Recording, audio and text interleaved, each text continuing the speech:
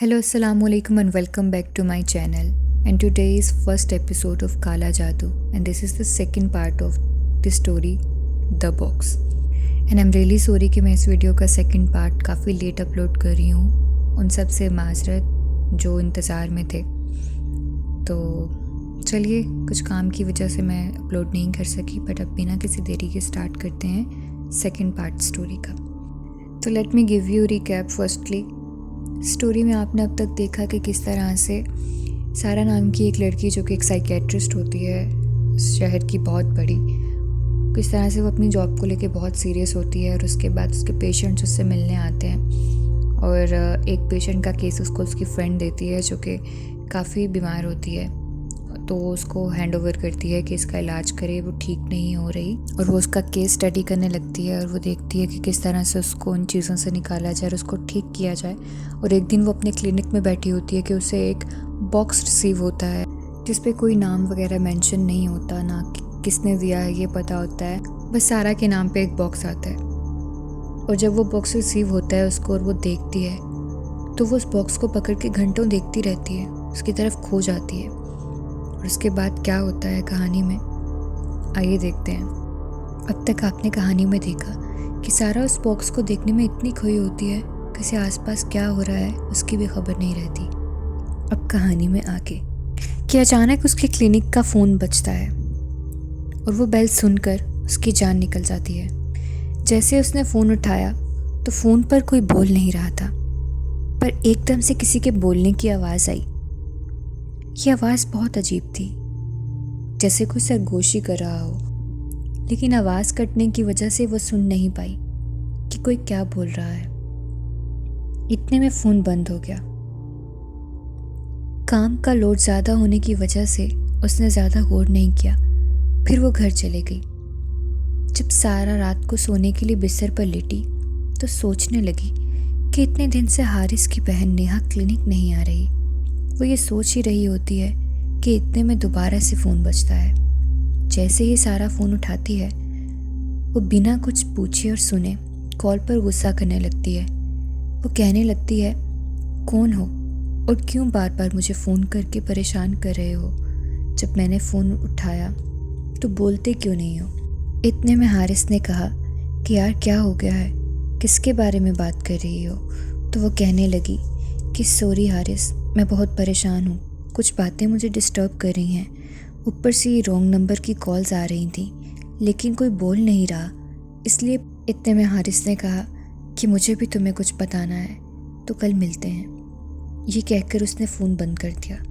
अब सारा घर आ गई और उसको नींद ही नहीं आ रही थी। वो ये सोच रही थी कि आखिर उसकी होने वाली नंद अब क्लिनिक क्यों नहीं आ रही, इतने दिन से कहाँ गायब है। तब उसने सोचा कि सुबह हारिस से ही पूछ लूँगी। ये कहकर वो सोने के लिए लेट गई। जैसे ही वो सोती है तो वो बहुत ही बुरा ख्वाब देखती है। वो देखती है कि वो किसी वीराने में किसी छोटी सी झोंपड़ी में कैद है और उसको बहुत खौफनाक सी आवाज़ें आती सुनाई दे रही थी। उस झोंपड़ी में एक खिड़की थी। जब वो खिड़की से बाहर देखती है तो अंधेरे के अलावा उसे कुछ भी नज़र नहीं आता कि अचानक पीछे से उसे कोई धक्का देता है और ये कोई औरत होती है। जब सारा मुड़कर देखती है कि पीछे कौन है तो वो एकदम साकत हो जाती है। वो एक भयानक शक्ल की औरत होती है। उसके हाथ में एक बॉक्स होता है और वो उसे कहती है कि इसे खोल। ये कहकर वो उसके करीब आने लगती है और उससे कहती है कि अगर अपनी जान प्यारी है तो ये शादी तोड़ दे, वरना मैं तुझे जान से मार दूंगी। अगर इस रिश्ते को तूने हाँ की तो अपनी मौत के दिन गिनना शुरू कर देना। इतना कहकर वो जैसे ही सारा को मारने के लिए हाथ बढ़ाती है तो एकदम से सारा की आंख खुल जाती है। जब उसकी आंख खुलती है उस वक्त वो पसीने में डूबी होती है। अगले दिन हारिस के साथ वो कॉफ़ी शॉप जाती है और वो बहुत डरी होती है। हारिस उसके डर की वजह पूछता है। पहले तो वो कुछ नहीं बोलती, लेकिन बाद में बेबसी से रोने लगती है और अपने ख्वाब के बारे में हारिस को बताती है। तो हारिस उसको कहता है कि तुम ज़्यादा स्ट्रेस ले रही हो, शादी भी है और काम का लोड भी ज़्यादा होने की वजह से तुम्हें ऐसे ख्वाब आ रहे हैं, परेशान मत हो, बस कुछ दिन ही तो रह गए हैं शादी को, सब ठीक हो जाएगा।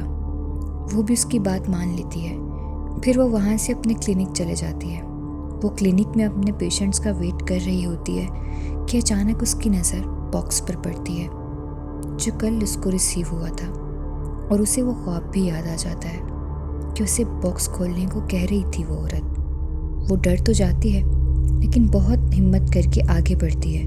वो जैसे उस बॉक्स को देखती है, उस पर लिखा होता है ओपन मी, और वो हैरान हो जाती है कि जब उसने कल बॉक्स रिसीव किया था तो उसके ऊपर तो कुछ भी नहीं लिखा था। आज एकदम से ये सब कैसे लिखा हुआ है। खैर, वो जैसे ही अपना हाथ साइड पर करती है, एकदम वो डर जाती है। बॉक्स के रेड कॉर्नर पर ब्लड से बहुत छोटा सा लिखा होता है डेथ। वो फिर भी हिम्मत करके उसे ओपन करने लगती है कि इतने में उसके पेशेंट्स आ जाते हैं, तो वो बॉक्स को रख देती है। वो अपने घर आ जाती है तो भी उसका मूड ऑफ होता है। इतने में उसकी अम्मी रूम में आकर कहती हैं कि बेटा तैयार हो जाओ, तुम्हारी शादी की तारीख पक्की करने आए हैं। तो वो तैयार हो जाती है और वो खुश भी होती है क्योंकि वो भी हारिस को पसंद करने लगती है। खैर, उसकी शादी की तारीख पक्की हो जाती है। फिर कुछ दिन गुजरने के बाद उसकी शादी का दिन भी आ जाता है और वो अपने रूम में तैयार होकर खड़ी शीशे में खुद को देख रही होती है कि उसे शीशे के पीछे वही ख्वाब वाली औरत नज़र आती है और उसके हाथ में वही बॉक्स होता है। वो ये देखकर बहुत डर जाती है कि ये सब क्या है, कि इतने में उसकी दोस्तें आ जाती हैं कि बारात आ गई है, चलो नीचे, बाहर सब तुम्हारा वेट कर रहे हैं। वो बहुत मुश्किल से अपने डरे हुए चेहरे को नॉर्मल करके वहाँ से नीचे जाती है। पूरी शादी में वो डरी रहती और परेशान रहती है। बहुत मुश्किल से वो अपने चेहरे पर एक नकली मुस्कुराहट लेकर बैठती है। फिर जब शादी हो जाती है, वो अपने ससुराल आ जाती है। वो हारिस से पूछती है कि एकदम उसको याद आता है, तो वो कहती है नेहा बाजी शादी में कहीं नज़र नहीं आई, वो कहाँ थी। पहले तो हारिस बात को काटने लगता है, उसके बाद टाल मटोल के बाद वो बहुत फोर्स करती है तो वो बता देता है कि नेहा बाजी हॉस्पिटल में एडमिट हैं। आजकल वो बहुत ज़्यादा अजीब बिहेव करने लगी थी, उनको दूर रखना बहुत ज़रूरी हो गया था। उनकी दिमागी हालत बहुत ज़्यादा ख़राब हो गई थी। जब उन्हें घर वालों ने हमारी शादी के बारे में बताया, वो ज़्यादा पागल हो गई कि तुम्हें जान से मार देंगी, मुझे मार देंगी, पता नहीं क्यों। पर खैर छोड़ो, बाकी सब बातें तुम्हें खुद आहिस्ता आहिस्ता पता चल जाएंगी। आज का दिन इतना अच्छा है, ऐसी मनहूस बातें करके इसे ख़राब ना करो।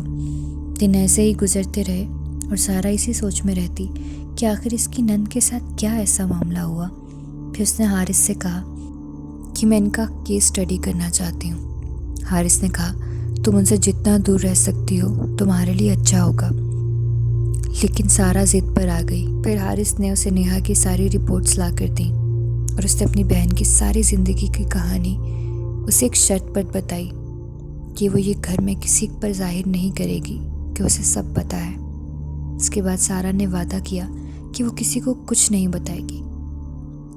आखिर फिर हारिस ने अपनी बहन का ऐसा कौन सा राज सारा को बताया कि वो हैरत में मुब्तला हो गई और उसे अपने कानों पर यकीन नहीं हो रहा था जो भी हारिस उसे बता रहा था नेहा के बारे में।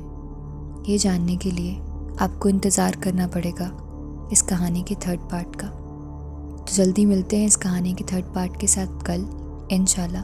अपना रखिए ख्याल, मुझे दीजिए इजाज़त और कमेंट सेक्शन में ज़रूर बताइएगा कि आपको कहानियाँ कैसी लग रही हैं। मैंने हर वीडियो में मेंशन किया है लेकिन कोई बताता नहीं, तो आपसे हम्बल रिक्वेस्ट है कि कमेंट सेक्शन में अपनी राय का इजहार ज़रूर कीजिएगा। बाकी मिलते हैं दोबारा थर्ड पार्ट के साथ। फ़ी अमान अल्लाह।